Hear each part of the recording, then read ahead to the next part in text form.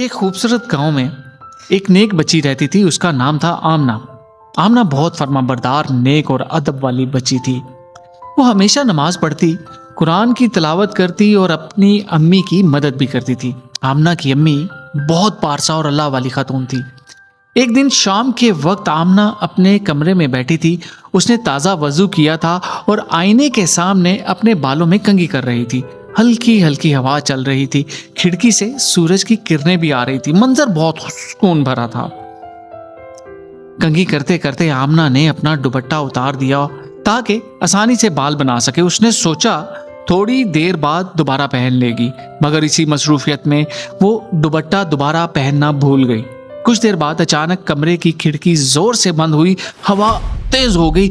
آمنہ نے حیرت سے پیچھے مڑ کر دیکھا تو کمرے میں سرخ اندھیرا سا چھا گیا. اس کا دل زور زور سے دھڑکنے لگا. آئینے میں اس نے اپنا عکس دیکھا، لیکن کچھ عجیب تھا. آئینے کے اندر اسے محسوس ہوا کہ جیسے اس کے پیچھے ایک لال سایہ کھڑا ہے. وہ سرخ دھواں سا سایہ آمنہ کے کھلے بالوں میں انگلیاں پھیرتا ہوا نظر آیا، جیسے کوئی شیطانی ہاتھ اس کے بالوں سے کھیل رہا ہو. آمنہ خوف سے کانپ اٹھی. اچانک وہ لال سایہ سرگوشی کرنے لگا، میٹھی مگر بھیانک آواز میں. پیارے بچے، یہ کھلے بال مجھے دے دو، کتنے خوبصورت ہیں، مجھے دے دو نا. اس کی آواز سن کر آمنہ کی آنکھوں میں آنسو بھر آئے. یا اللہ، مجھے بچا لے میرا مالک. اسی لمحے اسے اپنی امی کی بات یاد آئی. امی نے کہا تھا، بیٹی، جہاں عورت کے بال کھلے ہوتے ہیں وہاں شیطان کھیلنے آ جاتا ہے. سر ہمیشہ ڈھانپ کر رکھنا، یہ اللہ کی رضا ہے. آمنہ نے کانپتے ہوئے لب ہلائے اور زور سے پڑھا، اعوذ باللہ من الشیطان الرجیم، بسم اللہ الرحمن الرحیم.